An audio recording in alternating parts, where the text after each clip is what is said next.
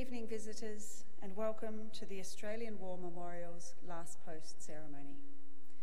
My name is Sharon Bown, and joining us today from the Australian Army is Major Erin Shelley. We welcome the veterans who have served, those that are still serving, and the families that support them.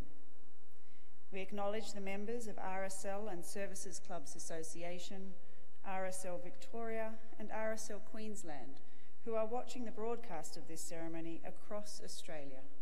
We also welcome the family of Sergeant Douglas Roy Barkerand, who are watching this evening's ceremony from their home. During the ceremony, wreaths will be laid at the base of the pool of reflection by visitors to the memorial. Please stand and join in singing the national anthem.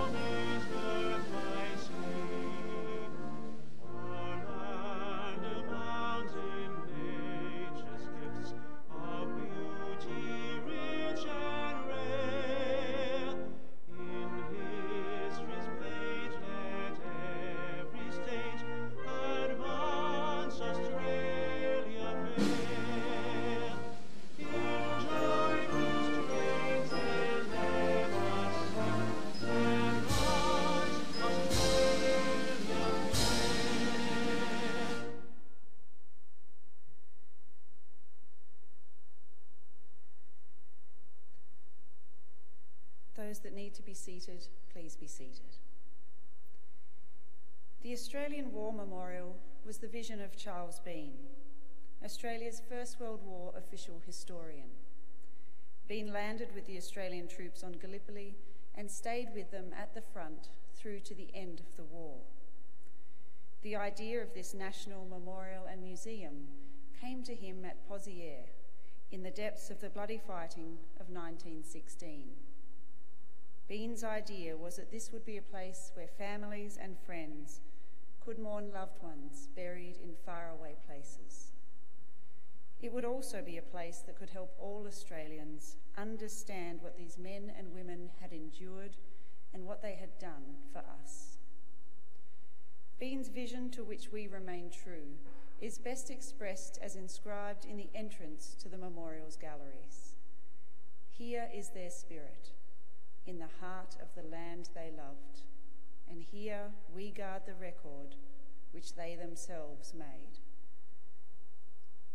Tonight we will read the story behind just one of those on the Roll of Honour, which lists the names of more than 102,000 men and women who have given their lives for us in war and on operations for more than a century.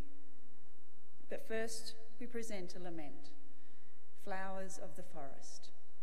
Wreaths or floral tributes will now be laid at the base of the pool of reflection.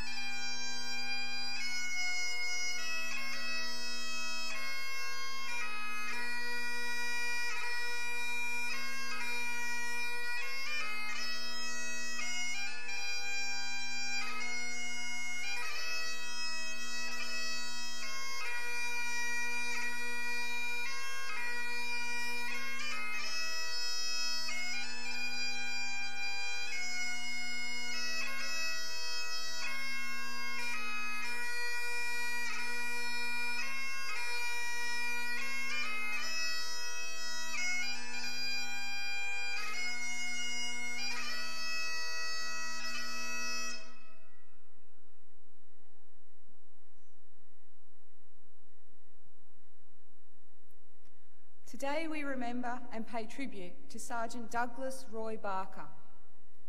Douglas Barker was born in Adelaide on the 25th of May 1922, the second of three sons born to Clarence and Pretoria Barker. Young Douglas grew up in Cardina and attended the Cardina area school, where he enjoyed playing Australian rules football. The Depression years were tough for the Barker family. On the 29th of December 1938, Douglas's father, Clarence, a 45-year-old First World War veteran, took his own life at the fruit shop he ran in Montoya. His wife, left to bring up her three boys alone, later remarried, but Douglas did not cope well with the loss of his father. After leaving school around the age of 15, he moved to Adelaide with his older brother. Here he found employment as a labourer and began to get in trouble with the law. When he was 18, Barker and a friend were brought before a magistrate in the Thebarton after being apprehended unlawfully interfering with a motor car. The pair were fined £6 each and had to pay court costs.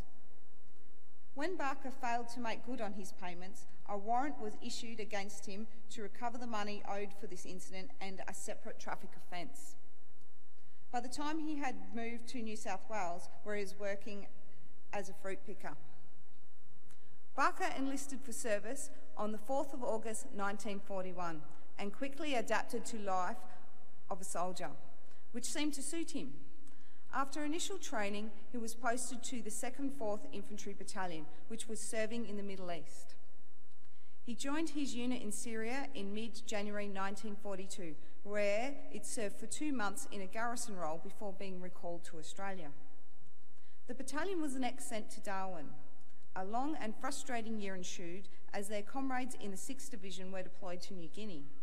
It wasn't until June 1943 that the 6th Division was reunited in North Queensland, and another 18 months passed before the 2nd 14th Battalion returned to active service. In November 1944, Barker and his battalion arrived at Atatate in northern New Guinea. Here, they were involved in pushing the Japanese back along the coast to Wewak and then pursuing the Japanese as they withdrew into the Papuan jungle. At the end of the war, Barker volunteered to serve with the British Commonwealth Occupation Force in Japan. He joined the 67th Battalion at Motoyo in October and deployed to Japan in February 1946. Barker returned to South Australia on leave in November. It was around this time he met Betty Joan Biddle. After a well-willed courtship, the pair were married. Barker returned to Japan in 1947, and while he was away, his daughter Kay was born. Sadly, Barker's marriage did not survive his time in Japan, and he and Betty were soon divorced. Barker transferred to the newly formed Australian Regular Army on the 3rd of June 1948 and was promoted to sergeant. Barker returned to Australia in late 1949, having been transferred to 2RAR based at Puckapunyal in Victoria. He was an instructor with the 4th Recruit Training Company for a period, but was keen to return to active service. After returning to 2RAR, he began pestering his superiors until they finally relented. After a month at the 1st Reinforcement Holding Unit in Japan, Barker set off for Korea on the 26th of January. The following day, he joined 3RAR and was posted as platoon sergeant to 9 Platoon Charlie Company, which was in the front line. Nightly patrols were sent out to prevent the Chinese dominance of no man's land. On the evening of the 23rd of February, Barker, known by his nickname of Rough, was in charge of one such patrol. As the group descended Hill 355, known as Little Gibraltar, one of the men triggered a jumping jack mine. Sergeant Jim Passion described what happened next. As the ground was frozen, the initial charge blew the mine out of its position and up onto its side before exploding. Rough went down and had to be stretchered back to base. I went down with one of my sections to help and assist carrying Rough back up the snow-covered hill. By the time he had transported to the battalion regimental aid post, he had left us. A piece of shrapnel the size of half a 1-cent piece had pierced his chest, lungs and spleen. Severe internal bleeding had resulted in his death. He was a great mate. I still miss him. Barker had been a member of 3RAR for a short time, but his death was keenly felt. His family was devastated by the news of his death, especially his older brother Clary, with whom he had been particularly close. Douglas Barker was laid to rest in the United Nations Cemetery at Busan on the 28th of February. He was 29 years old. His name is listed on the Roll of Honour to my left, among the 340 Australians who died as a result of their service in the Korean War. His photograph is displayed today beside the pool of reflection. This is but one of many stories of service and sacrifice told here at the Australian War Memorial. We now remember Sergeant Douglas Roy Barker, who gave his life for us, for our freedoms, in the hope of a better world.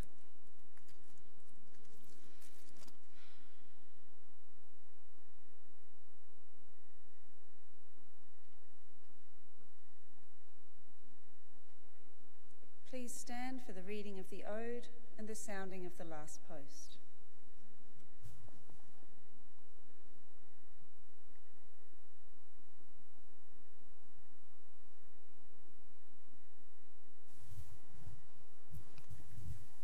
They shall grow not old, as we that are left grow old.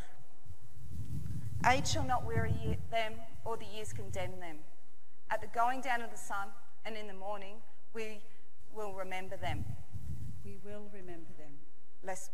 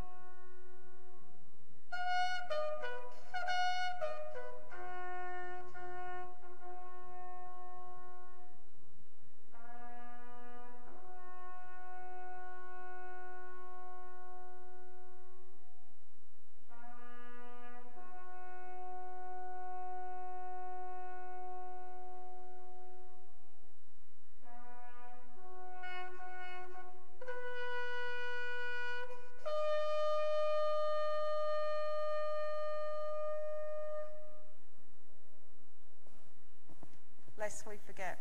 Lest we forget.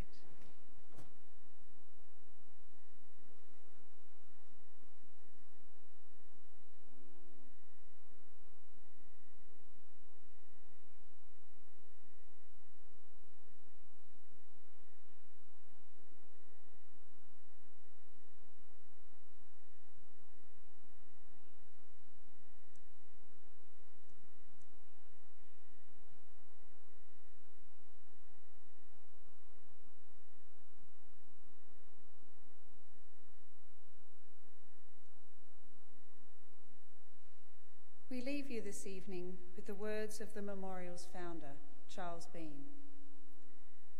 Many a man lying out there at Pozieres or in the low scrub at Gallipoli, with his poor, tired senses barely working through the fever of his brain, has thought in his last moments, well, it's over. But in Australia, they will be proud of this. Ladies and gentlemen, girls and boys, that concludes the last post ceremony. We thank you for visiting the Australian War Memorial, and we wish you all a very good evening. Thank you.